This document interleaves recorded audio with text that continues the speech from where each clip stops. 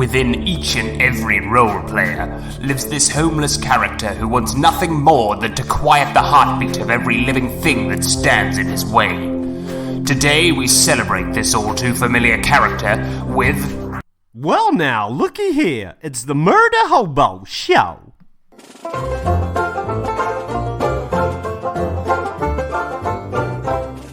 Welcome to the Murder Hobo RPG Show, Episode 10, Garbage in Space. Recorded, what day is it today? 28/01/20, so it is Tuesday, the 28th.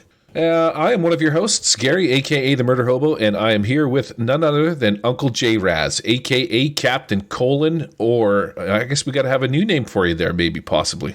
Yeah, Mr. Magoo or, the Kid Glaucoma or something like that going on here, so... Yeah, Nice. no, I just got this is what happens when you get older, man. You go to the doctor and it's a fun surprise. But yeah, it looks like I got an eye test and they're wanting to check me for some glaucoma, which, I was a little nervous at first. But then again, what's the best medicine for glaucoma? It's marijuana. So that's just going to give me more excuse to partake in the sticky icky. But I just take some drops or whatever and I get checked. And so I'm not too worried about it. However, though, you will probably look better the longer we go on podcasting now. Mm-hmm. When you move up to Washington, the best part about it is if you go blind, I'm gonna be able to get you to touch my wiener a little more frequently. I'll just know that I'll just ask, what are you doing? Picking baby mushrooms? Hey Jay, feel my Teenage Mutant Ninja Turtle miniature. Oh, it sure is mini. Let me tell you. Right? This is my hero and a half shell, bro. Oh, ka-ching, bang, wow. Right? Dinkatello. That legitimately got me right there. That'd be awesome, dude. Man. Oh, man. Yeah, I tell you what, you with a bottle of whiskey, man, I'd probably be up for just about anything. So... All right, so this is a podcast about role-playing games. Probably can't tell by the intro, but that's what we do here. And as usual, we're going to ramble incoherently in an attempt to sound like we know what we're talking about, and hope you don't call us on our bullshit. Yeah, that's right. In fact, what we're going to talk about today is we're going to get into the last Parsec's new little supplement where it talks about, if you want to find cool stuff floating around in space and how you can procure it. Yeah, damn Skippy. I see, even I messed it up. It's JumpCorps Salvage Guide to Interstellar something or other, flying ships around in space and picking up trash. How to be a trash man in space. Yeah, but you know what? One person's trash is another person's treasure. That's what this book invariably is talking about. Like, it's floating around, nobody owns it. Like, why don't you claim it? And so somebody was good enough, the folks at Pinnacle was good enough to write a little guide on how you can obtain, objects that are just floating around, derelict ships, big empty freighters and everything, and how you can go about, grabbing some of that sweet, sweet space loot. Mm-hmm. What else are we doing today? We're going to do community questions, and we're going to do creature feature. This was a good one, Jay. Creature feature. We're going to talk about, I'd say you'd have to keep your eye out for this one. In fact, it's actually kind of goes hand in hand with me, having possible eye issues. What's this big fella we're going to talk about here, Gary? Oh, it's going to be the one, the only, the Beholder, also known as the Eye Tyrant, the Spectre of Doom, whatever else you want to call this bad boy. My ex-wife. Does she have eye stalks sticking out of the top of her head too? Yeah. And funny thing, too, it's a true story. She actually had something called, nystagmus, where her eyes would go like this. They would shake back and forth for no reason. It was the eeriest dang thing. So whenever she would get mad and scream, her eyes would just vibrate like she was ready to, cast lasers out of them or something.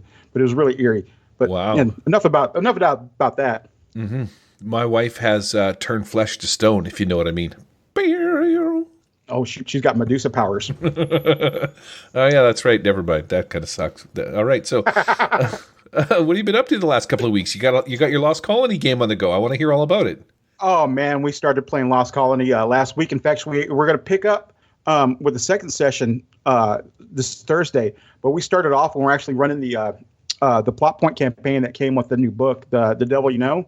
And man, we're already off to a big start as it is. Now, I can go ahead and spoil this for you, what's going on, but I'll tell you, the first little adventure it's named after a pretty popular movie in the 90s, and that's pretty much what you have to do if you're thinking about it. If you're thinking about another movie what's another term for destruction, or like all-out destruction or chaos, Gary? All-out destruction or chaos. Yeah, like the end of the world. What's another term for that? Why you got to put me on the spot like this, bro? Well, let's just say if you had a Ben Affleck and maybe Steve or what's his name, Bruce Willis, flying up in space, and maybe they drill a hole in this thing that's hurtling towards space. You remember that movie? Well, I remember. I don't remember what it was called, but I remember how horrible it was. Yeah, Armageddon. So essentially the first adventure. Yeah, essentially the first adventure in this game. Did I get it right? Yeah, man, absolutely right on the money, pal. Wow. But yeah, the first adventure in Lost Colonies is essentially Armageddon. You have to stop an asteroid from smashing into Banshee. But that, as it turns out, what was on that asteroid was far, far worse than actually slamming into the Earth. Yeah. Was there Hemis on there? Yeah. Hemis, and also too, it was what else was on there? Oh man, it was all kinds of stuff. Hemorrhoids. Yeah, hemorrhoids. That's exactly what it was. I wonder how many people are yelling at the radio right now. Armageddon, stupid! It was so easy. Deep Impact. No, Armageddon. No, the other one, the other asteroid movie that came out roughly the same time. But yeah, it's essentially Armageddon. Blow up an asteroid. The fragments fall to Banshee, but it turns out like these fragments contained stuff that they probably didn't want to know about. So. Yeah, while the asteroid was hurling itself towards Banshee, it probably wanted to be exploded, and that's all I'm going to say. Nice. And so your the first adventure, basically, you start them off, and they get on a ship, and they have to go take out the asteroid. That was the premise of the first adventure. Very cool. Yep. That's essentially it, and everybody was on board too because they made a hell of a persuasion roll to get some sweet loot to do so. The guy was offering about 2,000 credits to do it, but the psyker rolled like a 14 on persuasion on a D4 no less, and scored a 14 on it. That's Savage Worlds is the shit, everybody. But yeah, rolled a 14 on her persuasion check, and so ended what was going to be $2,000 jumped up to $3,500. So everybody decided for that much money they were going to go ahead and jump and blow up an asteroid. Wow, for that much money, I'm going to blow up a few more things other than asteroids. I'm blowing whatever I can for $3,500. Yeah, that's not chump change, man. Right?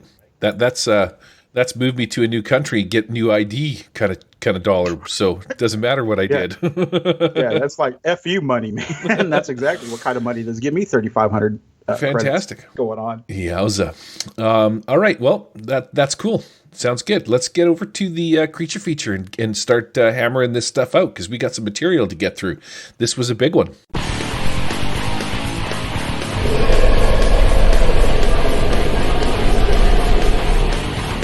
Creature feature. Creature feature. This month's creature feature is a classic, originally created for Dungeons & Dragons by Theron Kuntz. What a hell of a name. It first appeared on the cover for a supplement called Greyhawk in 1975. Theron Kuntz, or Terry, along with his brother Rob Kuntz, were part of the original employees of TSR. I don't know if you know that, but they were within the first 6 people hired. So this creepy crawler of the Underdark has made appearances in Forgotten Realms, Spelljammer, and even Eberron, where it served as living artillery during the Daleker incursion. I don't really look into the details, but it sounds to me like some crazy mofo decided to shoot these guys into enemy lines, and that's just effing badass. Probably more than likely they just shot their I-beams from a distance. But could you imagine putting this on a catapult, just firing it into a crowd of people? It lands. That's what I was about to say. You fire that sumbitch in a cannon, and he lands exactly where you want him to. What that's just having the smartest bomb possible dropped on you. Just disintegration rays, anti-magic rays, petrification rays. That's fantastic. Yep, and we're talking about none other than the giant eyeball we call the Beholder, the Sphere of Many Eyes, or the Eye Tyrant, which looks like a giant flowing sphere with a massive eyeball in the center and a mouth of gnashy teeth and about 10 eye stalks poking out the top of its head. So let's break out the old-timey books and see what skills and abilities this thing has and what changes it's undergone over the years. All righty. Starting way back in 1979. I don't have the first printing, but I do have a fourth printing of the original Advanced Dungeons & Dragons first edition book. And in this book, I was very sadly disappointed. So the Beholder appeared in 77 in the first edition Monster Manual.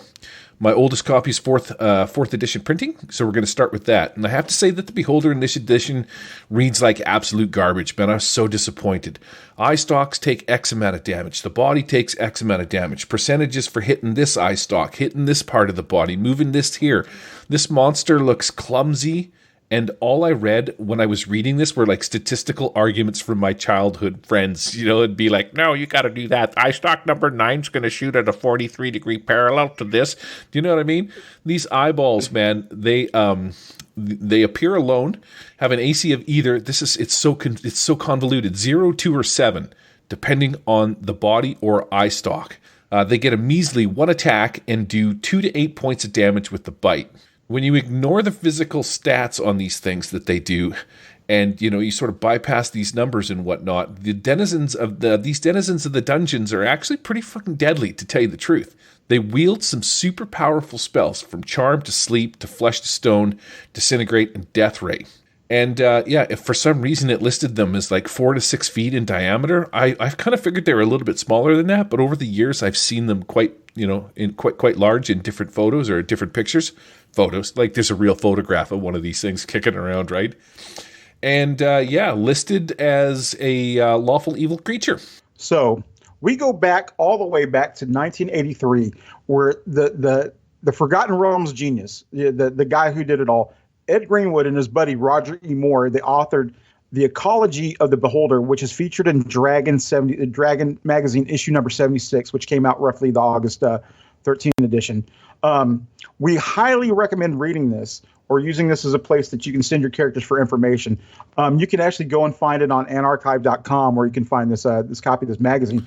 But if you don't mind, I'd like to just read a little bit and sound like an old, here, I'm going to pull out my old wizard voice when I read this first paragraph to you, okay? Let her rip. All right. Many tales are told, began the sage, of the dreaded eye tyrants. At the mention of his name, the restless students sitting around him in the outdoor amphitheater grew quiet. The sage smiled and continued, You listen to stories of these fantastic creatures, seemingly born to the art of destruction, wild tales of battle done with them, and of their sorcerous powers, of their many eyes, and of their rich hoards of treasure. But few have cared to learn much about the habits and nature of these creatures. Know you now that I have studied the Beholder for many seasons, and I can tell you the truth, what was not known before. See, that's just ominous right there, dude. He's already telling you. This thing's got a lot of treasure. This thing is deadly, and you've heard the stories. But here, I'm going to tell you exactly what's up about the Beholder. And he goes on to tell you this I'd say lovely little tale, but it's actually quite chilling tale about how the Beholders were spawned into creation. This is one of the notes that I put in the show notes. If you can, well, there'll be a link in the show notes. I highly recommend that you go read this, because the cool part is, if you ever decide to throw your players into some kind of an adventure where they're going to end up fighting a Beholder, this is almost verbatim. Like, you could just literally read this to your players as if they walked into a school or something like that, and they talked to the sage, and with very little effort you could convert this into this guy telling your party about the Beholders. It's that kind of a read. It's very neat. I liked it, man. I read the whole thing. It was really good. No, I'm sitting here. I read a good bunch of it, and this is a good little not so much, but this is almost its own like creature feature. This is almost like Dragon magazine saying you, hey man, this is what we got to offer you today. But here, we're not just going to stat it out for you. We're going to tell you a story. And that's what, from what I remember, that's what they would used to do. Yeah, it is exactly that. It's a great read. So what do we got in second edition? Okay, so from 1989 to 1999, that's the second edition years. The Advanced Dungeons & Dragons second years still had everything split out, but a lot of your hardcore grognard was all up in AD&D second edition's nuts about this time. So in the 1989 print of the Monstrous Compendium, we have the Beholder and the Eye of the Deep clumped together and mashed onto one page. The Eye of the Deep is basically a water-based Beholder with two crab-like pinchers that float around the ocean, and it ruins your day at the beach. You're out there, you're out there with your lady, you're out there, beating up the muscly guy, and then the next thing you know, this guy comes up, clamps you right on the gotcha. You're done. Right in the gizmo. Right in your magic wand. Yeah, exactly. We have a listed morale of fanatic and an XP value of 14,000 XP for the beholder and 4,000 for the Eye of the Deep. Now, the Spelljammer campaign setting added further details about societies and culture, and also added a number of variants and related creatures, which can be found in the reprinted monster manual of 1993. I Tyrant, I comma Tyrant, and that's the letter I, so not like, we're not making a pun here, not, EYE, but I Tyrant, a 1996 supplement, expands the information on beholders through detail of the race's history, religion, culture, settlements, and psychology, and more. Like what more can you get? Like, now you're gonna get recipes when you start reading this too. You're gonna get what the beholder eats. You're gonna get like lovemaking tips. You're gonna get a lot more information. You're not just gonna get like some baseline knowledge. I mean, you're gonna get a deep dive into the beholder here in the Monstrous Manual. We're going to touch on the lovemaking a little bit here, because it turns out there is actually stuff on it. So, turns out that I did have the Eye Tyrant, and wow, man, this is the place to go. This is where the beholder really gets some love. There's 12 beholders statted out. You've got the beholder, the Death Kiss, Eye the Deep, Gauth, the Spectator, the Undead, the Hive Mother, the Director, the Examiners, and the Lensman. You've got Overseer and Watcher. But wait, there's more. The last paragraph is other beholders and kin, and they have the Beholder Mage, an Elder Orb, Orbis, Doomsphere, Kasharan, the Ass Eater. No, sorry, I said that wrong. The Aster Eater, and the Gorble. Man, I was really excited when I read the Aster Eater, but it turns out it's just a beholder with no eyes that looks like a rock. And it's not an ass eater after all. But with all those variants, you can see why we have to focus on just the regular beholder. There's so many. This is the place to go if you can find this PDF, Eye Tyrant. It literally tells you everything from A to Z about beholders and the different styles, right down to maps, charts, dissections of them, how they breed, and everything. It is amazeballs for information on beholders. That is really cool. I didn't realize that just off the cuff, like back then, they had so many different variants on those. Wow. I mean, come on now. That is a little disappointing though. The Aster Eater, it's a rock. Right. Does it have like rock stalks and like at the ends of them rocks too? I don't even know if the piece of crap floats. I think it's just a rock. Right? We just gave it a fancy name. Oh, that's a beholder. No, it's just really a rock. Maybe it's called an ass eater because some dude sat down beside it, tried to take a dump in the dungeon, and blammo. That's how it gets you. You're just going to sit down on a rock thinking it's just it's nature's toilet. No, that's how it gets you. Yeah, absolutely. Before you know it, Nard's snapped in its jaw. That's nasty. Try to look over Dungeons and Dragons 3.0. That's that was popular from 2000 2002, but actually it wasn't popular. We're just going to skip it like everybody else did. Damn straight we is. All right, so we're going to go on to Dungeons and Dragons 3.5 edition, and this is where my Dungeons and Dragons knowledge starts to come into effect here. And I tell you what, we couldn't ask for a perfect time because shit is about to get real for the beholder in 3.5. Gary, in this edition of the Monster Manual, we get only two variants statted out: the Gauth and the Beholder. But the interesting part is we get some detail on the eye stalks, particularly that eye stalks can now each produce a magical ray once per round. Oh yeah, once per round. Depending on what direction the beholder is facing, using the main eye at 0 degrees, it can use up to 3 eyes in a 90-degree arc. So if you have all players facing the main eye, it can only use 3 attacks.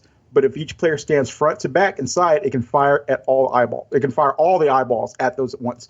We also get all-round vision notes, and so that's +4 to spot and search. So you're going to, so any type of perception notice roll in common parlance, you're going to get a +4 to that, and a description about how it now appears to fly with a naturally buoyant body.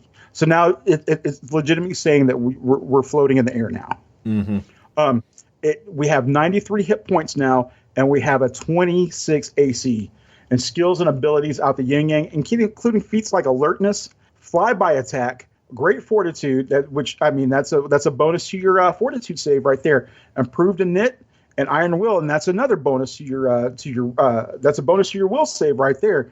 And what's nice is a brief description of the spell and a save, so you don't have to get out your spell book and look it all up. It's all laid out there right for you. Yep. Third edition was or 3.5 was the start of that. Like, so you're no longer looking up what every friggin' one does, which is pretty cool. So 2008 to 2014, we got 4th edition. Man, I wish 4th edition was better than it was. I really want to get into it, but it's just when you come from ICRPG and simple games like that, and you start reading 4th edition stats, you're like, give me a freaking break. I really love the look of 4th edition material, the art, the layout.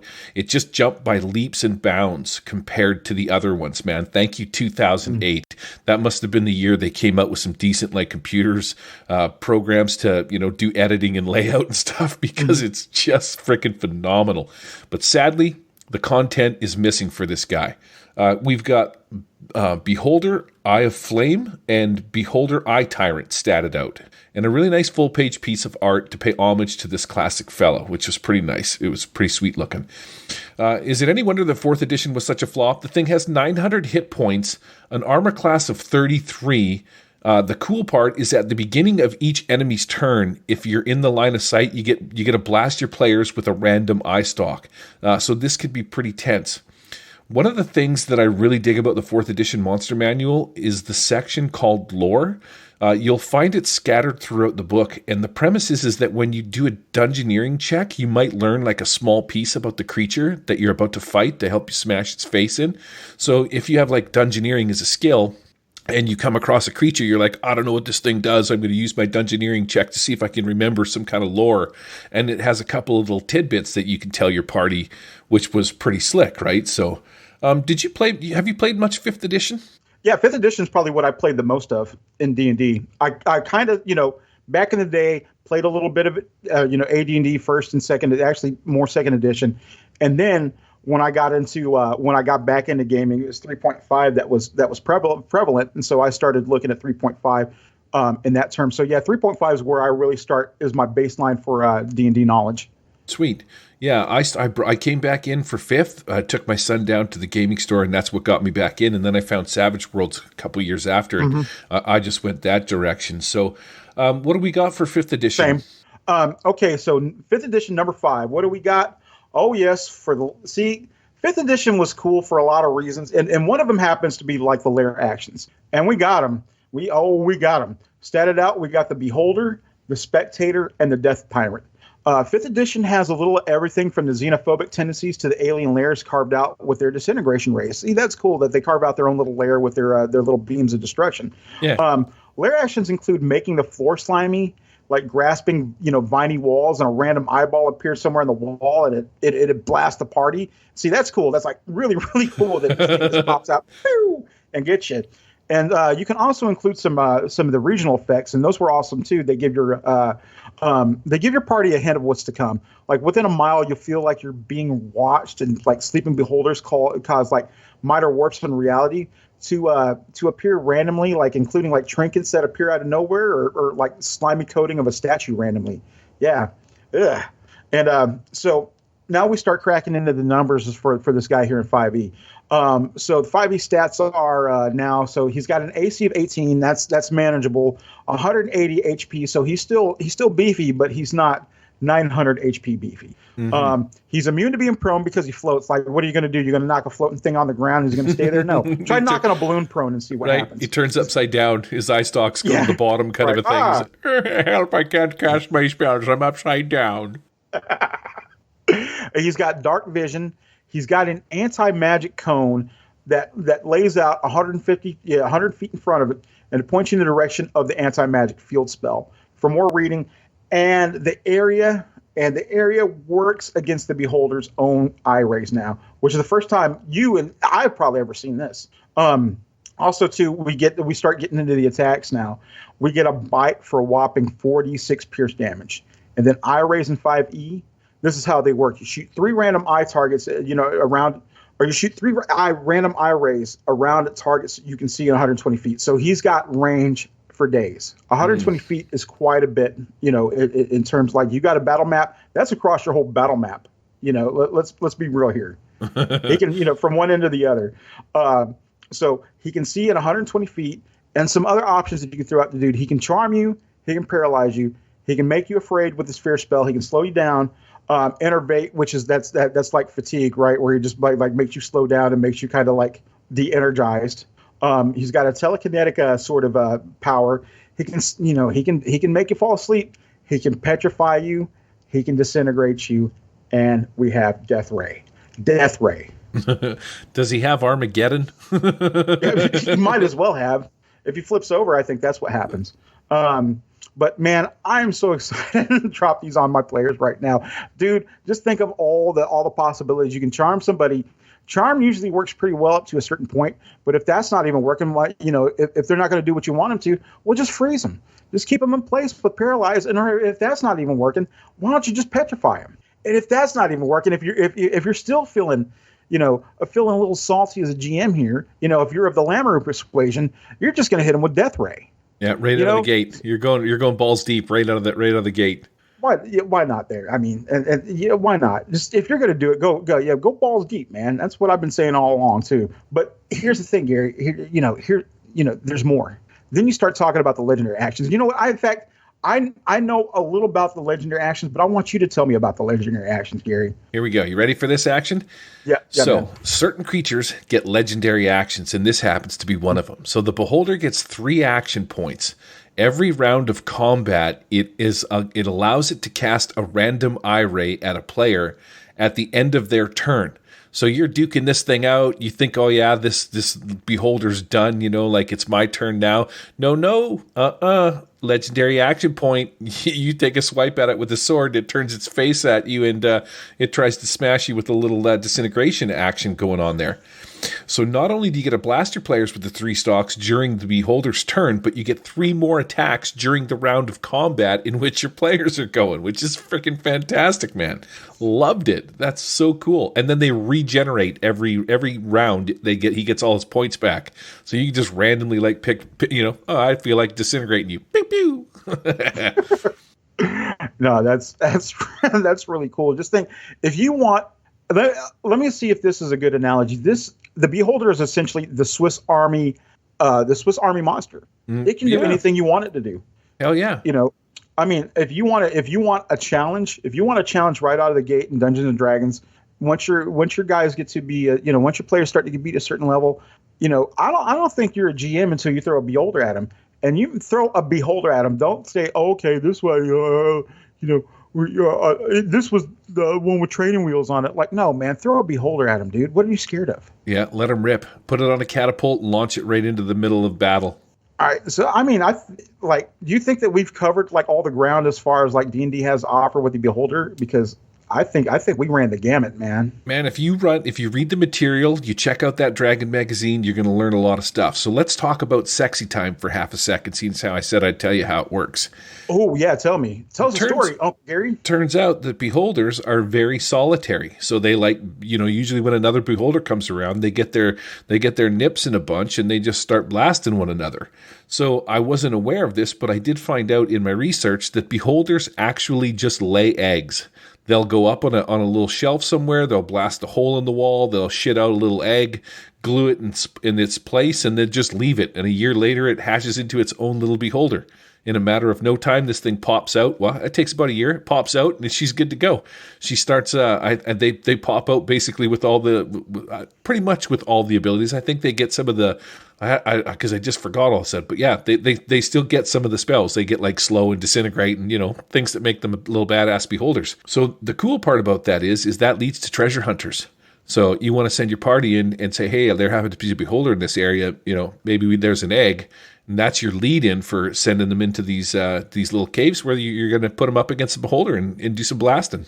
That's really something. That's your in, eh? Go get me an egg. Matt. Yep, there you go. And then they're off to go get that egg, and they're in for a lot more than what they bargained for. I'm telling you that much. If they don't have any idea what they're crossing, I hate it for them. So the interesting part about these things too, that you always hear about Beholders, and anytime somebody says writes the word Beholder in their other mechanic system or something like that, TSR jumps on them and basically goes to town on them. And the reason is that because it turns out that the Beholder was custom created for D&D.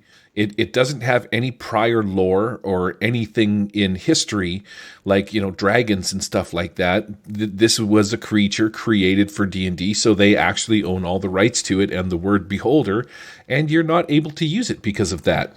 So when we started looking into other systems so that we could sort of cross-compare mechanics, it turns out we got some Savage Worlds action going on right here. From Crossplanes was the first one.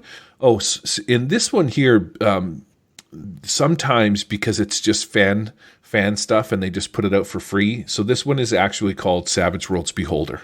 But let's take a look and see what the Savage Worlds Beholder does. So this thing shows up as a wild card. It's got some D12 smarts, I would say, in Vigor D10 in this one. So this is like old school deluxe. It has a spell casting of D12, a toughness of 10 with 1 armor. It's got bite, which is strength plus 1d4, a size plus 1. Flight, so beholders have a flying pace of 8, and climb. It has anti-magic cone. And then because Savage Worlds works a little bit differently, they've given the beholders 50 power points. And when they attack with one of their eye stalks, it determines which power is used by looking at the initiative card and consulting the chart below. So instead of rolling a random dice, because Savage Worlds uses cards, that's the way that this guy put this thing together over on this crossplanes.com. And so if you drop a 2 to 3, it uses puppet power. You drop a 4 to 5, it uses slumber. 6 to 7 telekinesis. And I thought that's pretty slick. Rather than roll a dice, we were just going to drop some cards.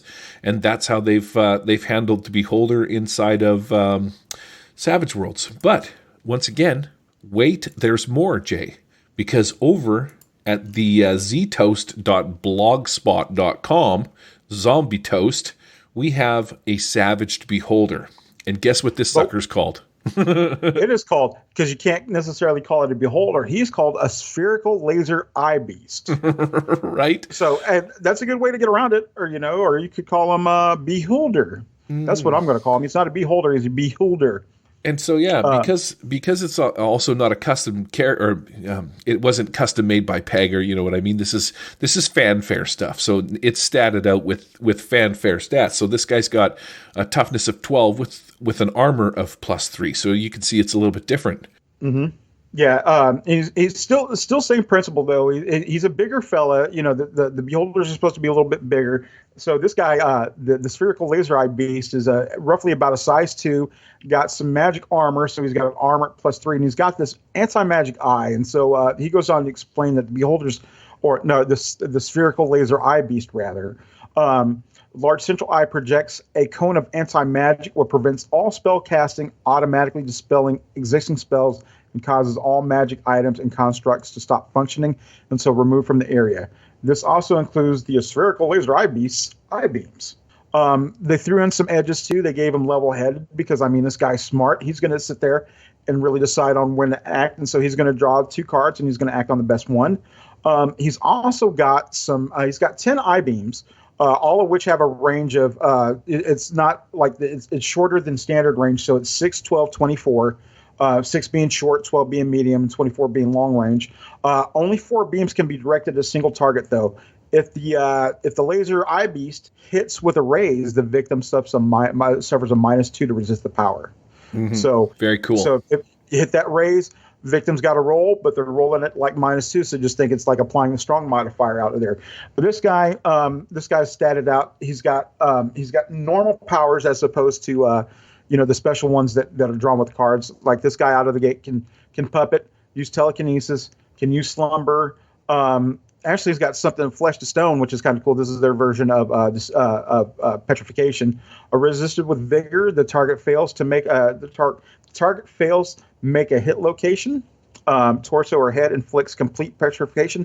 Limbs will only petrify the body part, making it unusable. So if you're going to hit an arm, it's not going to be able to use that arm because it's essentially a stone arm. And what are you going to do with that? You can't do anything with it. Might be able to flail it around, but it's not going to do any good. Disintegrate. He's broken down Disintegrate for us. Inflicts 1d10 worth of damage plus 1d10 for every raise on the roll. So that's every raise for the roll, not just the one that you're supposed to get, right? Like damage. You get a raise on damage in Savage Worlds, you get an extra d6. This guy gets an extra raise when he's using Disintegration. He's going to get an extra d10 for every raise. Right. It ignores armor, Nice. And anyone incapacitated is turned to dust without a chance to make an incapacitation roll. This guy, I mean, as far as like homebrewed special abilities go, this is a pretty good one. You know, I don't think I've seen this in any other rule books or anything like that too, but that's pretty sweet. He's got fear, just the standard Savage Worlds power. You got slow. You can go ahead and pop slow on somebody. That's going to reduce their pace. You got the pain beam, which is going to be 3d6 worth of damage. So that's going to be a nice like bolt spell. 46 on a raise. Oh crap. Then you got the death beam. Target must make a vigor roll or become incapacitated. You know, so they have to roll vigor again to see if they survive. So as soon as you get hit with this sucker, you're automatically inked. So, you know. That's good stuff. And you got a survivor die. And the last one they got is paralyzed. Target must make a spirit roll or become paralyzed for 5 turns. So they did a good job there at Zombie Toast. I mean, this is a little bit older. This is roughly about in the Swede version, or the Swede version, the Deluxe Explorer Edition, right when this started taking over. But yeah, I don't see how you can't use that today. I'm so down with flipping a card over and laying this, the skill down. In fact, I think I would actually let my players flip the card to see what the iBeast was going to do to them, so that's sort of all on them. And when a Joker comes up, damn son, he just hit you and the person standing right next to you. Oh, that is too freaking cool, man. The Beholder is just badass. So ICRPG, Index Card RPG, is another game that I play on a frequently basis. I pulled out that book and had a look, and they have a creature. They got a creature called an iBeast. You fire 2 anti-magic beams at random targets. Now, it says roll a 1d8 twice on the iBeast's turn and fire 2 beams at random targets. When I stop and read this, I got a little confused, but I think what Hank was after is that you cast 2 anti-magic eye beams at random targets, and then you roll 1d8 twice randomly, choose one of 8 eye effects, as the eye beast only has 8 eyes in this one. So the gist of it is that you choose your party at random, and then those people for that turn are under anti-magic, so there's no cone. They just can't cast magic that round, kind of a thing. So this beast can take 2 actions, and it gets +6 to all stats and +4 to magic effort. And it has 3 hearts. So 3 hearts equates to about 30 hit points. I swear, man, I'm so looking forward to 3rd edition. I hope that Hank does a thing like Savage Worlds where you instead of breaking down 3 into 30 hit points, it's just 3 wounds. 3, 4, 5, 6, 7. Don't put a cap on it. Maybe a dragon's got 10 hearts, but it's just 10 hearts. And then we'll throw in a thing like toughness or something like that you need to beat in order to take one of the hearts away. I'm kind of hoping they do something like that, because it's sort of the thing that I find. I don't know. It's the only thing I can really say I poo-poo on ICRPG for that, breaking 10 hearts down, or one heart down into 10 hit points. Should have just, you know what I mean? Would have been neat to see it a different way. So hopefully we get rid of hit points and go with wounds somehow. That would be kind of slick to see. Nothing in Fantasy Age, Jay? Not because, like we talked about too, we don't have. This is pretty much a proprietary creature for Fantasy Age. And also, too, Fantasy Age being relatively new, I haven't been able to really find any homebrewed version of this. But here's the thing, though. I don't know if you're aware of this, but we're actually getting a new version of Fantasy Age this year. What they're doing, they're just coming out. Yeah, they're coming out with a new starter set. They're coming out with a new starter set that's going to bundle all the changes in from Mage. And when I say Mage, that's Modern Age. That's the abbreviation, and all the different changes they made from Blue Rose and all this other stuff. So we're actually getting a Fantasy Age starter set coming out this year, in addition to a new rule book that they're going to bundle in all these new changes in. Oh, shit. So I hope they kickstart that. Oh, yeah, they don't need to. Like, Green Running just does it. Yeah. Well, they just throw out books. So the nice part about Kickstart, though, is usually like the Kickstarters that you want to back are the ones that go into like the hundreds of thousands, because you've got all of those extra like little freebies that they're giving as incentives.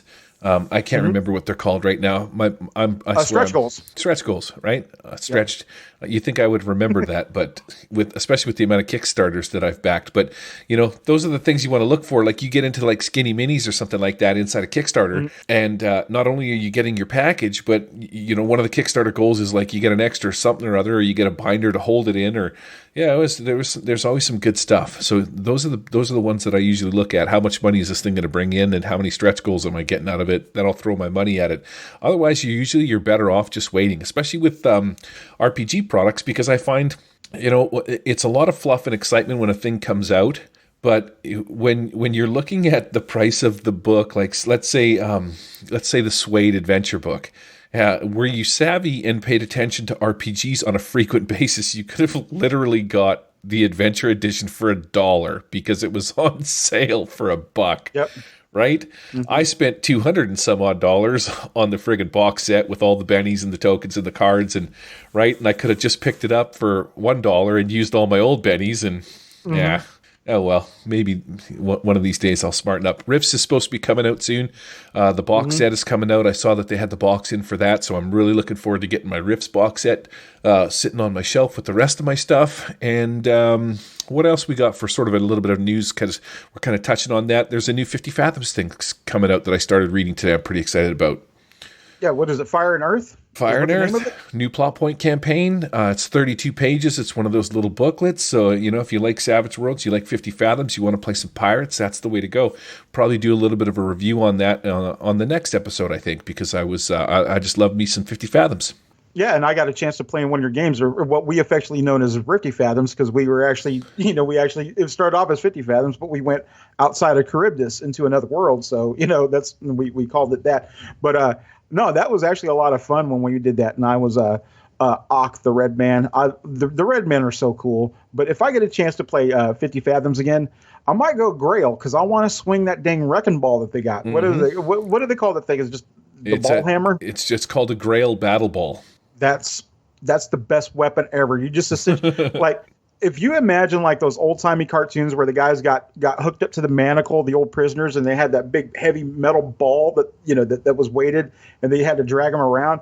Well, this little walrus dude uses this as a weapon, and like that's probably the best weapon I've seen in a game in a long time. Yeah, you could swing it like a freaking helicopter propeller, man. Start smashing everybody that's in range, which is pretty cool. Yeah, it's fantastic.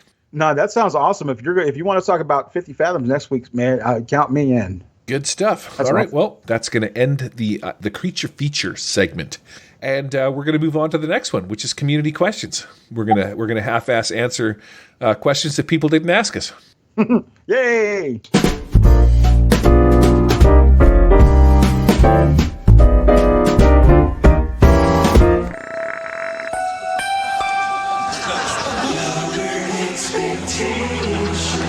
Community questions. All right, I'll read the first question. I'm going to read this off to you, and I want you to answer it, okay? Hi, I am looking for some interesting RPGs to buy. What would you suggest? I like Game of Thrones, Spartacus, Witcher, and also Lord of the Rings. I wonder, what interesting would you buy? Would you suggest me to try? Also, I'd like to pay online. What do I need exactly? Silly question, I know. But would Chromebook work well? What else is necessary? No previous experience with tabletop online. Thank you all very much. That was a nice, very polite question. Wow. So what are some interesting RPGs to buy? Well, as far as this guy likes fantasy. I would suggest Fantasy Age. I would actually say hold off on that right now and wait for the Fantasy Age starter set that comes out. It's probably going to come out this summer, and it's I would say you're going to get that, and it's probably going to come with everything that you need, just like the 5th edition starter set came out and the 5th edition Essentials. But as far as like an interesting RPG, what they're also doing too is they're also Fantasy Age is also adopting the Freeport setting. And so Freeport was a setting that the Green Ronin had made for 5e, or they made for Pathfinder. Well, now it's going to be the default setting for Fantasy Age. So if you've taken a look at that, so that's essentially what their starter set is going to kick into, or that's what it's going to be about. And that seems like that's going to cover a lot of the baseline fantasy stuff. But also, but I want to see what you're gonna recommend, Gary. Okay, I don't know if I would go with the specifics like Fantasy Age. I would say if you're going to get into a thing, I would suggest getting into a core system. So either ICRPG or Savage Worlds. Reason being, you can throw down your $10, you can pick up your Adventure Edition, and with a little tweaking here and there, you can play anything. D&D is going to get you into some fantasy if you're looking for that kind of thing. With Savage Worlds, you could play anything from modern age cops and robbers to old, 1920s noir investigation. You got your ETU, you got your last Parsec. So a core system is what I would suggest, something along those lines. ICRPG, also a core system, very simple rules. Sounds like this guy's a bit of a noob when it comes to playing RPGs or even just playing online. So I would suggest probably ICRPG. I think that might be my top. That's a good one. Somebody suggested Invisible Sun, which do you know about Invisible Sun, right? That's the one where the PDF itself is $99 and the game itself is like let me see here. Like you buy it has a group purchase where it's essentially like a $250 box that you buy that you can get like. Yeah, I mean, it's got a lot of stuff. I'm like, there is no way on God's green earth that I would get somebody who's just started off the gate, getting them playing Invisible Sun. I'm like, no, brother, you need to start off simple. You need to start off with like basic, with what is the basic, what do they call the basic X, like the OSR ones, where all you do is just roll skills, or attributes. No, my dude, I would not start you off with something that's got 1,000 sets of cards, like 1,000 cards in it and a statue and all this other stuff. Oh, I mean, it's fascinating. I'm fascinated by it, but for a noob, no, man, you don't need to go that route. I think that guy's don't spend any more than about $10, man. That guy's got stock invested in Invisible Sun, then. Right? He does. He's a Monty Cook game fan, which is another. I mean, Monty Cook makes some good stuff, but Invisible Sun, I would not recommend to anybody just starting out here. It's pretty heady, and there's a big monetary investment involved in this. All right, question number 2: best way to manage notes as a DM. What do you got, Jay? How do you do it? Tell me a story, Uncle Jay. All right, so I've tried a bunch of different things here, and I found out what works best. And you're going to actually laugh at me. No, I've tried managing campaigns, like as far as like I've used like Chronica and used other note-taking systems. But when I found out like the best way to take notes, I usually carry me around, I don't know, a stack of index cards about that, about a half an inch thick. And I just write down, I write down enemy stats on index cards. It's the best way to do it, man. Like I just carry a bunch of index cards with me, and I'm like, I'll write down this note and I'll put one over here. In fact, it's better off. Like it's better to have like different colors. Like you could use, I got a stack of like different colored ones, like purple, blue, and like red or whatever. And like, if you want to use red for like enemy, for enemy cards, that way it's sort of organized. So I'll take all your red cards and write your enemy stats on there. If you want information about a location, use green. If you want information on players, use blue. That's actually pretty smart. That's actually the best way that I figured out. I use physical. Also, too, I'm an old ass man. I mean, I could do all that stuff and put on an iPad, but it's just easier for me to write the shit out on an index card and just carry it around with me, and then I still have it. When I ran my 50 Fathoms campaign, because of the way that 50 Fathoms is designed with, you start up wrecked on a beach and stuff like that, it's very important at the beginning of the game to keep track of food, to keep track of supplies, and that kind of a thing, right? That was sort of the first time I ever actually really sort of sat down and kept notes, because it was a once a week sort of a Sunday game kind of a thing. And it's important to know how far the ship can travel in a certain amount of time. Once they had a ship and whatnot, how close is the next place, and you just want to track your progressions and stuff like that. So they start off on the beach, and they take out this little Tyrannosaurus Rex looking thing. This it's like a velociraptor, right? But they skin it, so they've got like using its skin for water collection devices and stuff like that. They got the meat and stuff that's going to last a couple of days, and then they've got little sacks of water and whatnot. And so what I did was I just used one of those little ring binders that you can like those little Elroy. I like to lay them flat so that they don't bunch up. And I just wrote down day 1, we did this, day 2, day 3, day 4, and that's how I kept my notes, just sort of like in a linear fashion down the page. I've tried things like, what was the name of that program that we were screwing around with there? Chronica. Yeah, I've tried Chronica. I've tried OneNote. I've tried a lot of the applications or software parts of it and stuff like that too. But I don't want to be picking up my phone at the table and be the, don't play on your phone. And here I am on my phone, keeping track of notes and stuff. So I think the best thing to do for me is just write it down. Like you said, you want to get your color-coded index cards, probably even a better idea than mine. But I would literally say just write it down on a piece of paper in a book or something like that you can just bring with you. You can flip it open and just take little one-line pointers across the page. Day one, they went here. Day two, they did this. Day three, they did that. Off to a side, you've got your resources. That kind of stuff, right? That you keep track of who they met, when they met them, what they wanted. And I just prefer like sort of a top-down, just like reading a book. Yeah, that's perfect. That's a good way to do it. And also, too, what they say is you're able to retain more when you actually write something down, when you're actually physically using the muscle memory to move a pencil around. And so after you write down the stats for maybe a bandit or an outlaw, you're not going to need to know it. Like, you're not going to need to have that right off the top of your head. You're already going to have that memorized, through muscle memory. So that's also a good technique that I learned, because, typing, you're not going to have that same sort of retention, I don't believe.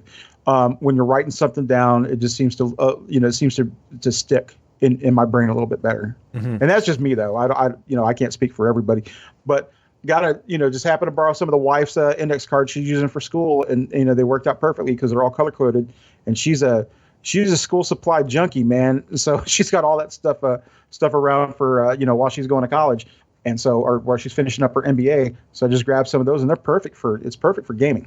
Yeah, the OneNotes and those kinds of things are good to sort of come home with your notes and take that extra step and maybe compile them into a chronological order or something like that. But to sit at the table with my party and bust out my phone and try and type on, make a note and type the note in, there's no way that's happening, man. That's a major buzzkill. So scratching it off with the pen while the player's talking or they're rolling their dice, that's for me, that's the way to go. The easiest thing to do. I agree. Sometimes the analog solutions are the best, man. Yeah, anal. It's got anal right in it. There you go. Touchdown. Wow. What's next? What's the next question? Question number 3. What do we got? Okay. Is it okay for NPCs to present potential plans to players? Let's say the player needs to infiltrate a heavily guarded building and they need a distraction to thin out the guards on the inside. One of the NPCs used to be in a band and could perform a show outside to draw the buildings to draw a mass crowd and distract the players.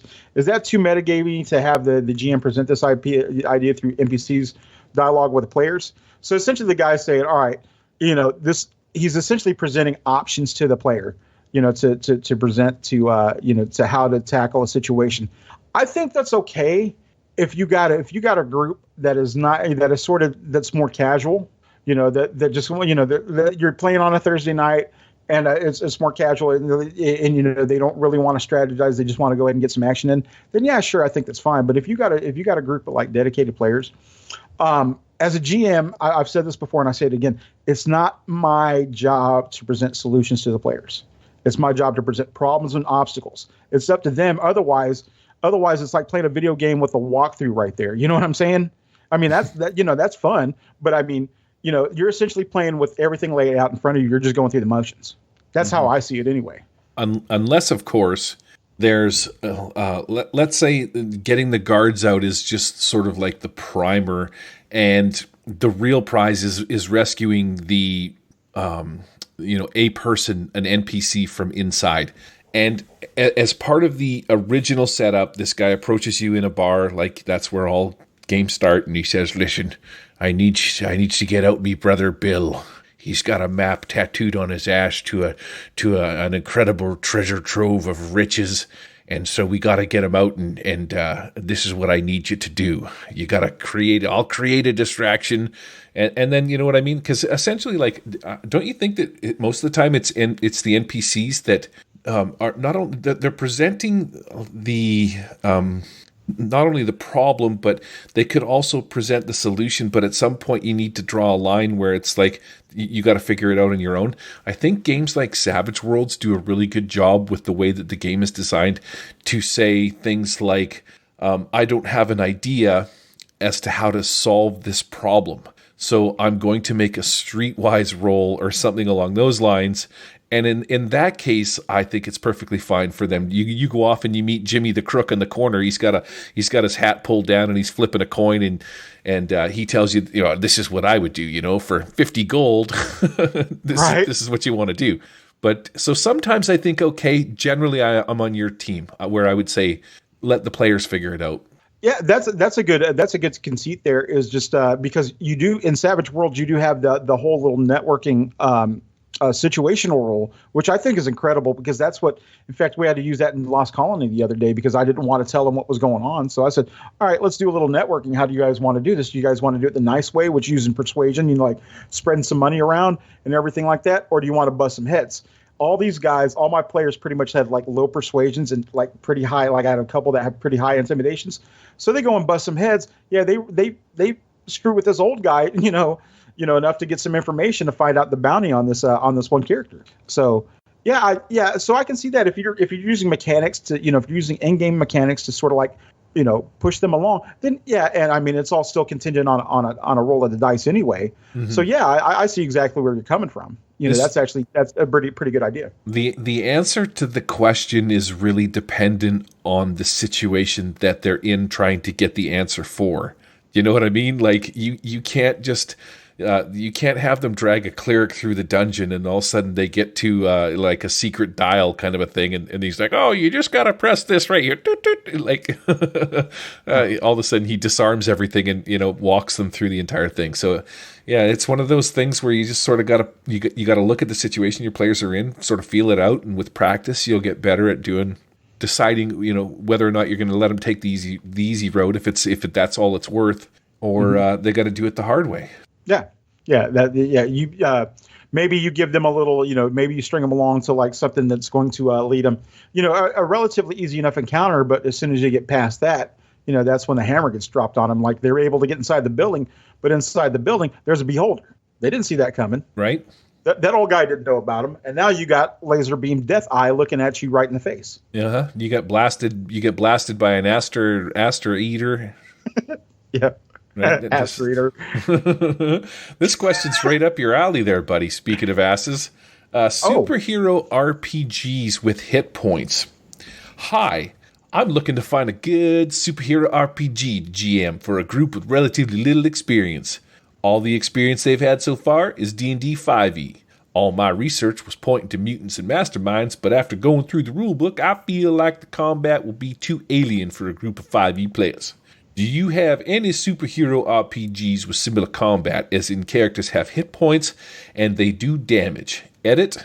Thanks for all the suggestions. I'm reading through the rulebook for champions and villains and vigilantes right now. Or I guess, sorry, I screwed. It's not champions and villains. It's for champions and villains and vigilantes. Right. All right. What do you got there, Jay? Fill me in, because you're the superheroes guy. Well, thank you. That's quite a compliment. And what's funny is I actually played quite a bit of Mutants and Masterminds. I actually played that intermittently with me playing 5e and Pathfinder.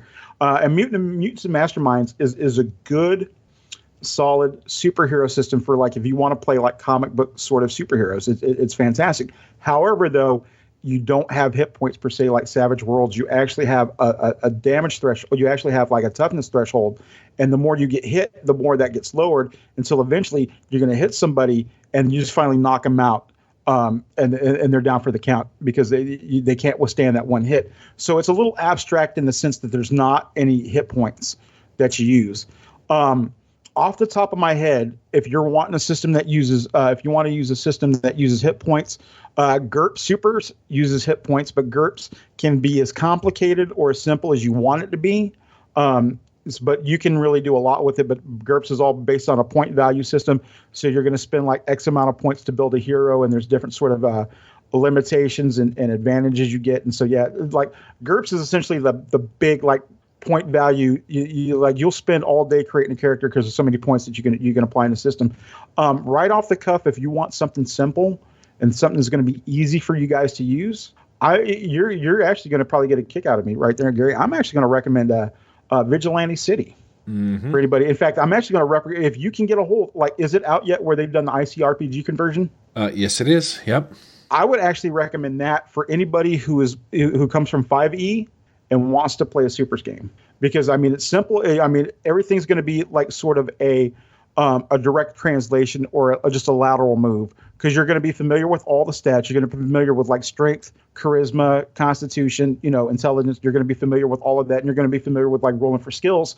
And an ICRPG in Vigilante City, I think it's going to be pretty much the same thing. You're going to have hit points, be it hearts, and it's sort of like you're going to be able to have the same sort of feel with that if you want to do hit points and damage. However, though, if you're wanting to get into champions, I say good luck to you, dude. I played champions for a long time. I played champions for a long time. That was my jam back in the 90s. Champions is crunchier than a box of granola. It's crunchy. It's the crunchiest thing you have ever seen. Like, you'll have a power in champions that looks like this. It looks like this. It'll be like beam attack, -4, 1/4 slash, knockout 1/2. What it'll say area effect 1/2 to 1/4 or whatever, and that equals a stun beam. Wow. Yeah, you have to build it with points, and then you have to give it a name. I mean, that's why Savage Worlds was so kind of intuitive for me, because I was used to doing that, used to building powers and used to building things like that. And some people can't grasp the concept of, all champions is just trappings. It's like you have to build, like you have to do this algebra to figure out what kind of power you have, but then you just give it a name. Then it's like, if you want a fire blast, then you have to have lethal, you have to have beam attack, AE lethal 1/4. That's how many points it costs. And like, there's a lot of fractions in champions. Wow. I don't know. Some people throw off fractions, but off the cup, I would never, ever recommend champions to anybody right off the bat here. I would go more the route of something like OSR, something that's very similar to D&D in that sense. And so I would actually lean towards ICRPG in Vigilante City. Yeah, ICRPG did a new thing where, because of the feel of superheroes and sort of being, invulnerable or that kind of a thing, instead of having hit points, you have I think it's either stun or fatigue, which is essentially the same thing. You hit points equal fatigue. As you're going through the battles and stuff like that, you're getting duked out and stuff like that. You just take fatigue points until you're down to 0 fatigue, and then you're just too tired to continue on, which is essentially you've become incapacitated, or you're down and out, which is really neat, because you will have heroes like Superman or something like that inside of ICRPG. They're just invincible, but maybe they can get fatigued or something like that for whatever reason. You look at Batman versus Superman, where he kept hitting him with the kryptonite. Damn kryptonite. Right? Not only as you were saying too, it's also superheroes RPGs sort of lend itself like that anyway, because they know that you're supposed to be a tough guy, and like superheroes, quote unquote, in comic books never really die. They just come back, or they come altered, so you're never like really killed. So that's why a lot of them have gone the way of like Mutants and Masterminds, where you just get worn down and you just essentially pass out. And like they're talking about fatigue points and anything like that here. I can also recommend Savage Worlds, but if you want something that has, actual static hit points or whatever, I would lean more towards like, an OSR hack or something like, ICRPG like that. But really seriously, superhero RPGs shouldn't have like a big bounty of hit points, because what's Superman going to have? 10,000 hit points? Right. You know what I mean? Yeah. When all it's going to take, when Lucky, he's got like kryptonite, and what is that going to do? What is that going to be, like a 5,000 hit point attacker? Yeah, it's just too many numbers to me. You slap him upside the head with a bag of kryptonite, he goes down, and then you teabag him. You're like, yeah, Superman for the win. They ended up, he died, man. Man. Yeah. Yeah, he died in Batman versus Superman, because he got that's right. Yep, he died, but he came back. And that's not a spoiler. That movie's 4 years old, and also it's a terrible movie, so, we're not spoiling anything. Suck it. That movie was dope. Stupid. Next question, number 5 here. How do I get one guy to stop being a murder hobo? Why do you got to be such an asshole? Why would you want to stop somebody from being a murder hobo? They're awesome. They're amazing. They're the kind of party player that you want to have. That he's the guy that's getting the job done. You walk up to that vegetable vendor, you want to do the shakedown on him. Before you know it, that guy he's a vegetable. He's in with the tomatoes. Mm-hmm. Somebody here posted like this flow chart on how to resolve behavioral problems. Now this guy just wants to, this guy's out there, like you said, out there taking care of stuff. But here's the thing, man. I'm gonna emphasize to you: being a murder hobo doesn't necessarily make you an asshole. It really doesn't. It's just a style of play. I've played and I taught kids that they want to do. They just want to go ahead and shoot the hell out of that stuff, and you just give them the opportunity to do that. If somebody wants to, if somebody wants to go ahead and do that, just kill everything that that they come across. Well, maybe give them more killing. Or something. I think this is the worst advice we've ever given out in the community question section before. But no, I'm reading further into this guy. No, this guy, when we talk about being a murder hobo, no, this guy's being a dick. Yeah, this guy is just simply being a dick. Yeah. He's just being a dick. And here's what's happening. If, when the guy talks about how he punishes for doing something, he's using railroad, no, he's absolutely right. The guy's not railroading. If you go ahead and you shoot somebody in the face in real life, you're not going to be able to just walk around like everything's, like everything's hunky dory. If you're shooting an old woman in the face, like the example he gives in this question, the guy can't really get pissy and accuse you of railroading, because if you did that in real life, your ass would be in the pokey right now, So, I said the F word, but I was hot.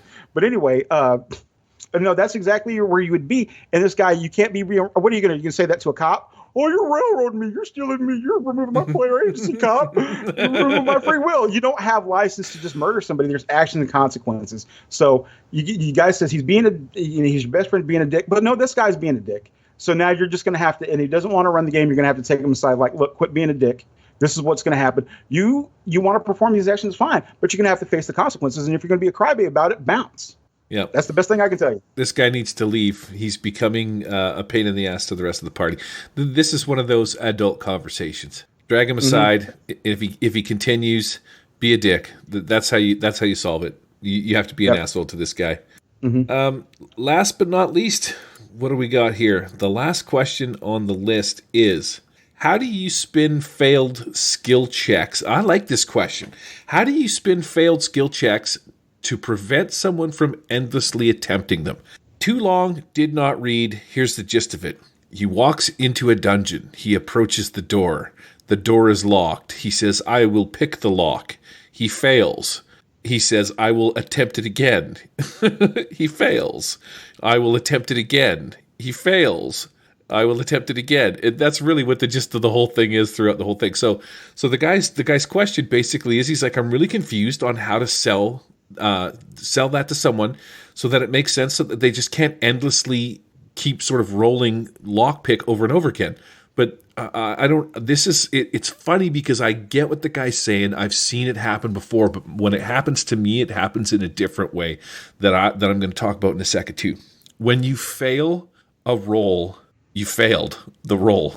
You know what I mean? You don't just walk up, stick your lockpick in, go doot doot doot. Oh, didn't do it. Oh, do it again. Doot doot doot. Oh, didn't do it. Doot doot. No, you stuck your lock in there. You sat there for like however long until you got frustrated, and then realized that this lock is beyond your skill. It's out of your scope. You can't do it. You don't have the mental capacity, the skill, or the talent to get past this lock. That's how you explain it to him. The one I would like to talk about, Uncle Jay, is this. You roll into the dungeon. You approach the door. The door is locked. You're like, I will pick the lock. You fail. The guy beside you, who's a mage, says, I would like to try and pick the lock. Can I pick the lock? No, you're a wizard. What about me? Can I pick the lock? You're a priest.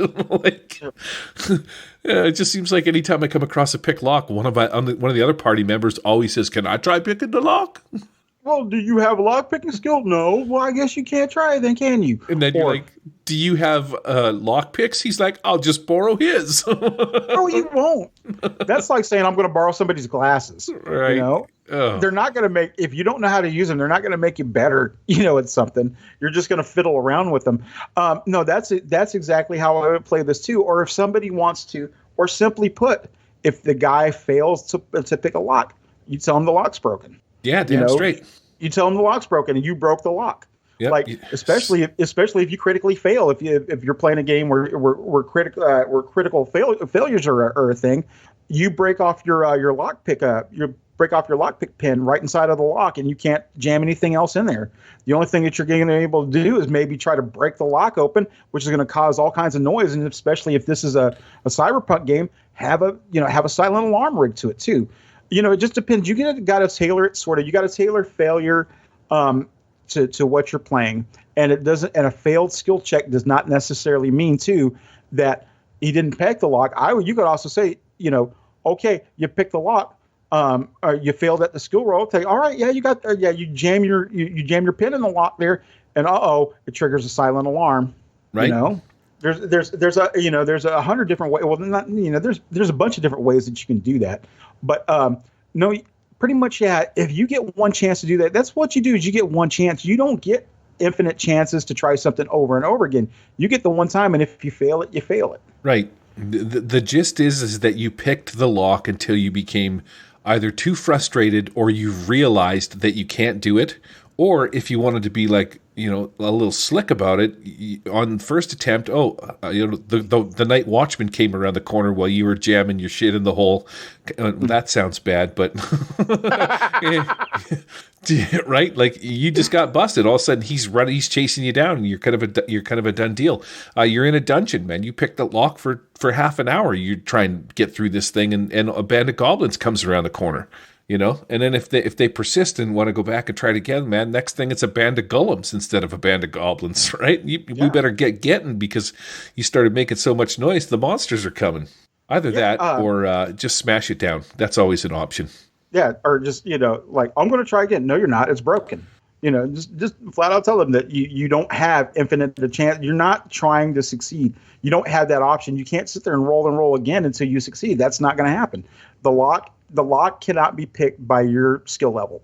That's what that indicates. And you have to narrate that. Like, essentially, if you want to spend failed skill checks to prevent somebody to keep doing this, then you have to narrate that you have to narrate, you get one shot to do this.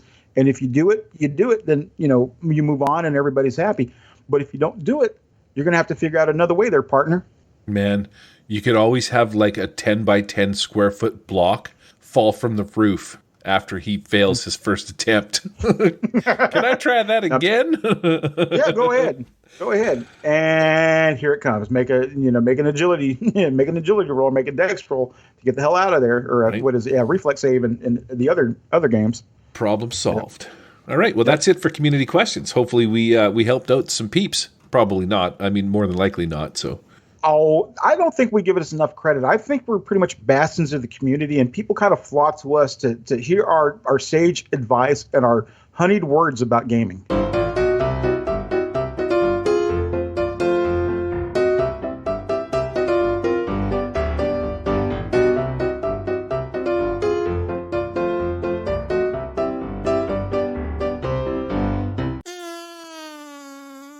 So we got us a deal we have been trying to do for 3 episodes, and damn it, we're doing it. The last Parsec JumpCorps Guide to Interstellar Salvage. We recorded this last time during episode 9. I edited the episode, and that went by the wayside when I hit the delete button on the edited mix. Once I release it, I usually don't keep it because I have the finished product, right? I keep the finished product. I don't keep the bits that I'm working on. So you might be asking yourself, what is Interstellar Salvage? And to that, I would say... you're supposed to say something. Interstellar Salvage is the first section in this book. This book breaks down what the types of salvage are. Flotsam, which is any vessel floating around in space, or jetsam, which is the result of an accident or piracy or war, or derelicts, which is like an abandoned ship, either in space or on the surface of a planet. And then lastly, there's war prizes, which are vessels that are captured during an armed conflict. So those are the types of ships of salvage that we can get into. There's a really interesting thing here that I would like you to read called What Do I Take? With a question mark on it. You got that up and ready to go?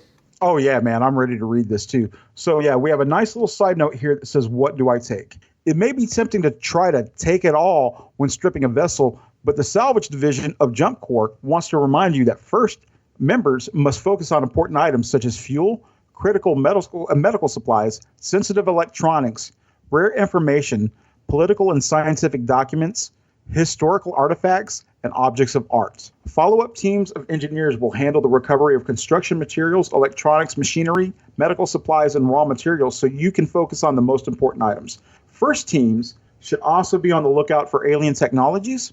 Be careful when interacting with unknown devices, of course. They may be infectious, explosive, dangerous, or even alive. There are many strange things in the known and unknown worlds, and JumpCorps wants you to ensure long and happy careers for its highly valued first responders. They want you to grab the good stuff. Don't worry about stripping the raw materials. Don't worry about breaking anything down. Just get the good stuff. Get art, get medical supplies, get resources, scientific documents, and fuel being crucial, because stuff don't float on trees. That's too funny. The JumpCorps first in this book, because this is written for last Parsec, is the first response salvage team. The cool part about this guide is you could translate this into whatever mechanics you system or the like that you're playing, because it's sort of universal. Flotsam, jetsam, derelicts, and warships aren't part and parcel with Savage Worlds. They span the mechanics. The cool part about what you just read is that in those like 3 little paragraphs, they just sort of told you 50 different things that you could be going after, between sensitive electronics, rare information, medical supplies. They're sort of just running the gambit in that little thing. And I was like, this is really like an action-packed sort of 3 little paragraphs that they got in there. So we go from what is salvage to who owns it. And then inside this book, you've got things like, is a ship a true derelict? And then they go into, how do you tell? It's sort of like a GM's guide to this kind of a thing, right? Is the ship within a legal sphere to salvage? Or one of the things that I thought was cool was prior claimants, because you might roll up onto a flotsam, jetsam, derelict, or warship, and there could be like beacons around it that are sort of used to mark sort of who owns it. And that just makes me think to myself, oh, damn, man, they roll up and maybe they're like, somebody's been here, and but we still want to go salvage this thing and see what's on this spaceship, right? And I'm like, dude, there's beacons, maybe some alien race or something like that all of a sudden is going to come and kick your ass, kind of a thing. But just reading that one little bit with these beacons, I'm like, that just brought a gazillion ideas to my head with the prior claimants, which was pretty neat. And then the next section is, what are we looking for? And so this is a cool section, eh? Yeah. So what kind of, the next couple of pages, they kind of go into great detail about what we are looking for, what kind of stuff we should pull out of the ship, alien tech, vehicles, weapons, general cargo, a nice section on detailed cargo like art, drugs, machinery, or medical supplies. So yeah, you can just skim through this, and it kind of gives you, it gives you general cargo, which is, stuff that doesn't fall into the, 3 categories, that being alien technology, vehicles, and weapons. And so in general, and if you want to know anything more about general cargo, it actually breaks it down into detailed general cargo. Like it has art objects, construction material, cloth, drugs. It's talking about medical drugs or even narcotics. If that's your jam, if you want to play the Big Lebowski in space, you check that out. Electronics, that covers computers and sorts of sensors, all kinds of equipment. Food, bulk food, like space, space tang, and like space bars and stuff like that. Food concentrates, and like even luxury foods like coffee and cheeses and and seasoning and spices, and even hopefully root beer's on there, because root beer is just delicious. Liquor, just about any intoxicating beverage you can find. Man, get your alien, get your alien beer, get your Yeti whiskey, and get your what is it, the insectoid tequila. Get all that stuff. And what's funny, Gary, is I'm sitting here reading this thing, and I'm just thinking, this is perfect for Lost Colony, because you have guys that are going up there in space that, there's a whole mining belt and everything like that that's going up there. And there's no telling what kind of like remnants have been left in the faraway system. And there's no telling what kind of like medical supplies or anything, or just machinery that you can make a whole game out of. Just what can you salvage up there, Yep. In the Lost Colony, there's the belt. just like the Expanse. And inside the belt, man, there's crashed ships, there's derelict stuff that hit, got smashed by meteorites or whatever, these loose rocks floating around and stuff. So yeah, that's sort of a whole section of the Lost Colony, which is pretty neat. And again, this is cross-platform, man. You could use this for anything. So while your party's pilfering the goods, what kind of hazards can we throw at them? Does this ship have power, atmosphere, gravity? Are there chemicals, radiations, or toxins, or even unexploded ordnance? So I'm like, man, it's pages 7 and 8 in this book go over potential hazards. You think to yourself, well, what's the problem with power? Well, what if the ship has full power? You can roll right on it. You don't need your suit. You don't need any of that stuff. But without power, you need full suits. You need flashlights. You need all of that kind of stuff if it's just dead, right? The gravity, that's another thing. So you're floating through space. What if you get snagged on a thing? You roll double ones or something, critical fail, and you're like pinned in this ship and you can't get yourself turned around and you're sort of like stuck on a thing. You just, cool things like that. Radiations, toxins, who knows what kind of atmosphere is in this thing. All of these things are potential hazards that you could throw at your players, and they're cool that they're in here and listed. Yeah. Oh, totally too. And what's funny is I've been reading a lot of Flash Gordon because I'm getting ready to fire something up. And also I've been wanting to run Flash Gordon for a while because it's right up my jam, space pulp and everything like that too. Flash Gordon's has this whole little mechanic called the catastrophes, which sort of work like a dramatic task, but you use athletics to sort of maneuver around like an avalanche or some sort of hazard. But you can actually use that sort of catastrophe in that catastrophe sort of rule set for this here. Like, let's say you got to navigate radiation. If you're you're using athletics to sort of navigate, and if you fail it, you get a token. And like at the end of 5 rounds, how many tokens you have, that's how many D6 damage you got to roll. Nice. So that's a very I gravitated right towards that mechanic. I would love to see something like that in here. Like, I think catastrophes, just the way that you have to navigate them, that'd be a perfect way to navigate these hazards. You got to use athletics or some kind of skill to sort of maneuver your way through these either radiation or some sort of toxin. And like if you fail, you get a token. And like at the end of if you failed 5 times, you're having to roll 5d6 worth of damage. My man, you are messed up. That's explosive. Yeah, exactly. What's cool though is when you start delving a little further into the book, it gives you a nice little list of recommended equipment. And remember, like we said, this can be applied to any game, which is super handy. There's things like comlinks, matter cutters, rebreathers, or like chemical sniffers, or gravity sleds, something to haul all your stuff on. I mean, because gravity shouldn't be so much of an issue, but I mean, that doesn't mean that you're going to have the space to haul off everything. You have something that's like floating around. That doesn't mean you're going to be able to manage it. So get you a gravity sled or get you some way. You're going to need some way to transport all that sweet, sweet loot somewhere back to your ship, right? Yeah, you're picking up some medical supplies, some alcohol, some drugs. You're getting ready to have a real party, but this ship has gravity. So you need a gravity sled because you can't carry back those boxes of, space coke and all that good stuff, right? Right. Yeah, exactly. All that last Parsec LSD that you want to take and all that other stuff. You just want to have a rip-roaring party when you want to hang out with your Yeti buddies and your insectoid, pal, and and they're crack fiends anyway, and you want to get them some primo stuff. You're gonna have. That's how you bribe them. Like, hey man, I got this gravity sled, man. Let's just get all this good sweet nose candy, and we'll take it back to the ship and party. Yep. So when you've skimmed through this next section here and you're ready to put the pieces together, the next part that comes up is this thing called Sample Salvage Starship section. There's a couple of paragraphs that will give you ideas, or this is the best part. You could literally just rip right out of the book and say, Ambassador of the Stars, this was a passenger liner moving across the solar systems. It's just floating in space and you don't know why. But if you just read these little sample derelict deals, there's your ship. You're done. You're in a hurry or whatever. There's 4 or 5, I think, different little samples that they give you as to, what the ship is, where it was going, what's going on with it, what kind of shape it's in.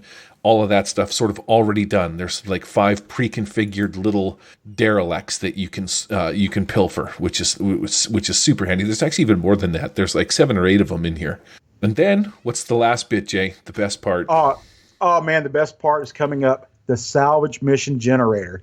It's 11 pages of ideas and tables to help you build a credible random encounter or just even a mission, man. Like the first one to start the mission is you go to page 12 and you'll roll a d20 to figure out what kind of species, the species this ship is. 1 to 2 being Florin, you go down like 11 to 13 is a human one. 14 through 18, you roll that. It's a mixed ship, so it's designed to accommodate a bunch of different species.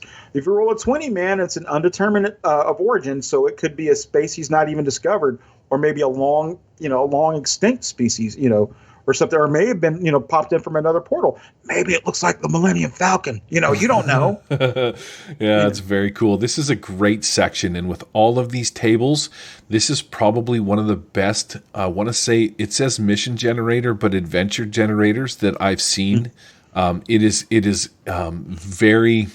I for some reason, inclusive is popping into my head, but I should say detailed. So set up table 1 is the species. Setup table 2 is the ship size. Setup table 3 is the type of ship. Now, the type of ship is anything from a colony ship to a freighter. Maybe it's a manufacturing vessel or a passage liner. You've got cargo tables down on the bottom, which is a D12. What is this ship carrying? Is it a manufacturing ship with raw materials? Or is it like a scout ship that has some kind of maybe, some kind of electronics or some unexplored ordnance on it or something like that, right? That's pretty sweet right out of the gate. If you roll the military vessel, it tells you to flip it over to the other side. You roll again, and then there's a second sub-table that tells you what kind of a military vessel it is. If it's a battleship, a cruiser, a cutter, a world killer, or something like that. So... yeah, that's all sort of written into the book, which is fantastic.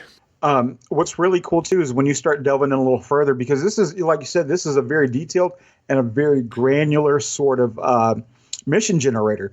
Because, like, you can go into, you'll go into the table that tells you what, you have the ship already created. When you start delving a little further, you're going to figure out what kind of ship conditions you're going to get. You roll a D10. Is there a vacuum? Has the ship been breached? Is there atmosphere on it? Is there some kind of gas or poison on the ship? Is it normal, or is the atmosphere stable on there? What's the gravity situation? So you're going to go ahead and look at gravity, see if they're super heavy, because the gravity might be far higher than normal. Maybe it's for denser type races, or denser type beings that are used to like a very high gravity. And, it's got low gravity. It even has zero G atmospheres, and it even has like power. So, and it talks about illumination. And I tell you what, Gary, illumination is like, nobody ever thinks about it. It never occurs to anybody. But if you start applying illumination to your games, man, it really puts a really puts a damper on things. Cause I mean, what is it? Dim light is like a -2 to everything. And like dark is like a -4, so I can't emphasize enough, if you're not using this stuff in your games, I'm not going to say that you're not having fun, right? But you're not probably, having the maximum amount of fun, because like throw your guys into a dark environment, man. Throw them on a dark ship and see what's going to happen, where they're going to have so much light. Booze and drugs too. Dark ship, booze and drugs. That there could be some sweet, sexy time somewhere in one of these little vacuum packed areas of the ship. Yeah, it's not all necessarily bad, but then again, if you're, on the, if you find out that you're having sexy time with a space beholder, there is a dismantler in here, which is pretty neat. So this is a little creature that they created for this thing. It shows up as one of the roles, and it's essentially just like a little robot that's sort of tearing the ship apart, doing its own business and stuff like that. But you come across it, and this thing's like, "Hey, buddy, this is my food here." And they start blasting. 21 and 22 is tables 5 and 6. You've got threats and complications. You roll the dice, and what's going on? So you've got the dismantlers in at number 9, but what if there's some kind of like space elemental? What if there's like nanoswarms or things like that, or pirates that are just roll up on you while you're trying to salvage this ship? You've got your complications, which is anything from extreme heat to like a decaying orbit. The ship's on its way down and you're stuck on it, and you got to get like a valuable prize off of this thing and make it off the ship before this thing sort of hits that point of no return. And these are 2 fantastic tables to roll through too. Yeah, it's incredible. And if that's not enough, they even throw it here. You turn to page 24, and you start getting into an encounter table, where it's not just hazards and it's not just it's not just certain ships that you're running into. Yeah, you start running into like either a scouting party, or maybe there's some stragglers that are hanging around. Maybe there's some I don't know. Maybe there's a strange creature that's that's on the table. In fact, there's even a Xenos table. You go a little farther. It points out like where these encounters are going to take place exactly on the ship, and how much salvage points these are worth. That's another little thing that they talk about, like certain cargo is worth so many points in this, and so that's kind of cool that you can accumulate so many salvage points when you salvage a ship. But it tells you how many salvage points these are worth, and also there's a whole table full of just badass aliens out to chomp your pee-pee off. They want to chew your bits. Yeah, the encounter table could be, if you rolled an 18 to 19 on the encounter table, you're getting Xeno. But all it says is a strange creature stalks the party. Roll on the Xenos table. So then you come over to the Xenos table, and then there's like a bunch of weird things that are on here when you roll the D12 or D20 on this one. So there's 20 like little strange creatures on here.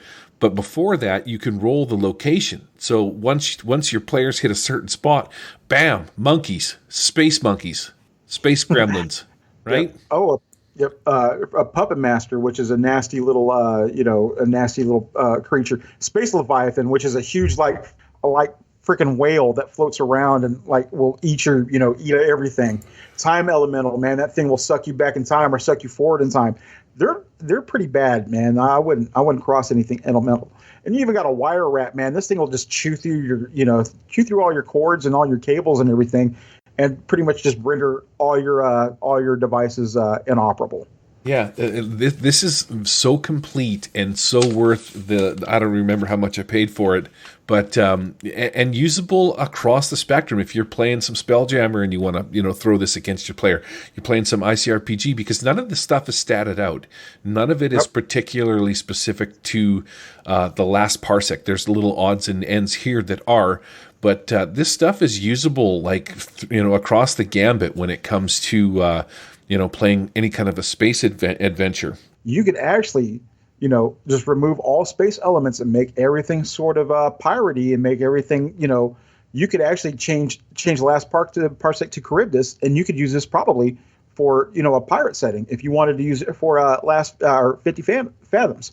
Mm-hmm. If you changed everything around, you could. I mean, because salvage, you could go out there and just change freighter into a long freighter or something like that, or a pirate, or something like that. Yeah, that's a hell of a good idea. So I went through all of the tables and I rolled up a little deal here. So starting with the species, on my D20 I got 16. So 16 says mixed. This ship was designed to accommodate all species. That's my setup. So right out of the gate, this ship is going to have multiple compartments. Some are cold, some have nitrogen, some have oxygen, some have whatever, carbon. You know what I mean? Like this ship is just like a series of cubes strung together that has all sort of different atmospheres for all different passengers. The ship size was huge, and the ship type was a manufacturing ship. It just so happens that the cargo that I was going after was raw material. So I'm looking for iron, looking for maybe carbon if you're doing nanotechnology with carbon tubes and stuff like that. That's what I was after. The conditions for the ship were, I got 7, which is normal. So the ship has an Earth-like atmosphere. I got gravity is heavy, so the gravity is significantly higher than Earth's. That's where your gravity sled kicks in. Gravity is just immediately become a huge thing. And the last one I got was the power. So the ship has full power. So all systems are working. We've got super heavy gravity and an Earth-like atmosphere. My threats were the dismantlers. I rolled 9. Oh. So there's a robotic crew of salvagers either already at work on the ship or they enter sometime after the party's arrival. So that's kind of cool. So you're in there trying to salvage some stuff and bam, all of a sudden you start getting attacked by these dismantler robots. The complications was very cool. I rolled this one called Something Is Out There. This has a very sort of aliens, kind of creepy, sort of Cthulhu kind of a feel to it, where throughout the experience, the characters are occasionally seeing something moving out of the corner of their eye, like a humanoid shape dashes out of the shadows and can be glimpsed darting around the corners of hallways and stuff like that. So I'm always throwing that at them, which is going to, maybe toss a load of a fear on them or something like that, or maybe something along those lines. Encounters, while they're on the ship, I rolled stragglers, which was number 1. So a few enemy stragglers or scouts are in the location, or they pass by. So stragglers can be anything while you're unloading the materials or something like that. Maybe some pirates roll by and or the dudes that messed the ship up in the first place. Let's say this ship was blasted by some kind of aliens because you invaded their space, and it just so happens they sent a ship by to sort of check and make sure see what's going on. That's what stragglers are. So that's kind of a neat little encounter table for that one. And mine was for location was the engine room. So, yeah, so that is what's going to happen in the engine room. You could throw in things like these stragglers or whatever took out the ship. These creatures or aliens or whatever are still in the engine room. And the last one was I rolled on the Xenos table, and I got this weird time elemental one. So wow. Which is cool. So I had to look up time elemental it's actually in, I want to say the Supers book or something like that, but the time elemental is in one of the, it's a creature. Sci-fi companion. The sci-fi companion. That's right. So that leads to this really cool element that you can add on where they hop on the ship and they start pulling stuff off. And every time they pull something off the ship, all of a sudden, at some point they realize that a couple months have passed. They're on the ship dragging stuff. They come and check the date. One of them happens to notice the date on the ship, and a month has gone by, but you've been gone for a day because you're sort of wrapped in this sort of like temporal anomaly or something like that. Or maybe they get younger or older, right? They come off and they got a full beard. He's like, "Hey, what's going on here?" Mm-hmm. So that's every time they take something off the ship, time resets and they have to go back and get it again. It's like Groundhog Day, just like a little perpetual time loop. That's what I would do. Yeah, until they get rid of the time elemental. So that's kind of a cool little, quick and easy sort of encounter thing that you can throw together. This was the JumpCorps Guide to Interstellar Salvage. I think it's less than $10. It's 32 pages of absolute goodness. Yep. You can get a physical copy of it for. If you buy it through PEG, which I think that's the way to go. If you buy it through PEG Inc., you'll get a PDF copy, and you can get a physical copy of it for $14.99 American, which is what I did because I like having the actual hard copy of things. Wow, you're living the ritzy life, huh, Mr. Moneybags, Mr. Big Pants, Mr. Sack of Holding? No, I just need to be able to read things while I can without Braille. Oh man, I can't wait till you can read Braille and tell me what my scrotum says. It says please fill. I don't know why you said that. What's wrong? I don't know with you? either. I got problems, man. Let's get out of here.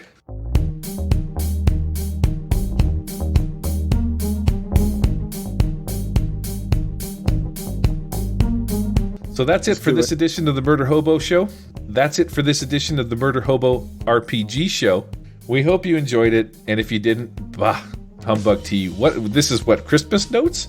Yeah, what the effing hell? You must have not edited that, or I didn't. So if you're interested in submitting to community questions so you can hear us poke fun at you and otherwise not answer your question honestly, you can do so at murderhoboshow@gmail.com. Otherwise, send your hate mail to bleep.garbage. Is that a .net or a .ca or what is that? You get a new domain every time you try to send us email. We had poop, we had fart, and we had .garbage is now the one because it fits it's the show setting or the show topic. Excellent. You can also get us on Twitter at The Murder Hobo Show or on YouTube at The Murder Hobo Show, where I show you how to make three-dimensional battle maps for role-playing in Tabletop Simulator, among other stuff. You can watch me do this live on Twitch sometimes, The Murder Hobo Show on Twitch, and your best bet is to catch us at MeWe. And as always, you can find all the great nerds from all of the Nerds International shows on MeWe as well. For examples, such classics as... Ooh, who we're going to talk about? Ooh, the Dragon's Toolbox with Stefan Dragonspawn. Stefan is an old school grognard. Actually, he's not really grognard because he's actually a nice guy, but the guy's pretty artistic. The guy's pretty clever. He's always got something whenever he pulls out a blog from his blog spot, or whenever he's got something together. He's usually posted on the Dragon's Toolbox, and this is just a good gaming resource to check out. He throws some art up there too. Just like if he's got anything, he does a lot of playing a lot of Genesis now, so he's got some Genesis conversions that he does from his podcast. I don't think we should be talking about him. I think because he plays Genesis, he's off the list. And is he? For a second there, I thought you called him like an autistic gaynard because he's no. All right, so I said he's art. Oh no, he's an artistic guy. I'm going to edit out anything that you said about him so that it makes it sound like you did say that. Oh, excellent! Yes.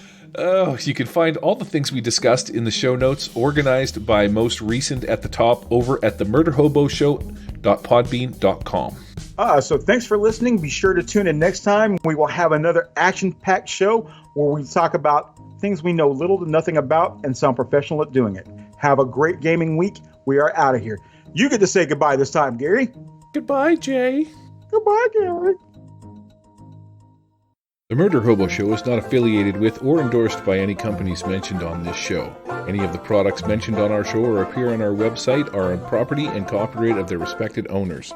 All items are used under fair use and educational and review purposes. All other items are the intellectual property of the Murder Hobo Show, copyright 2019. All rights reserved.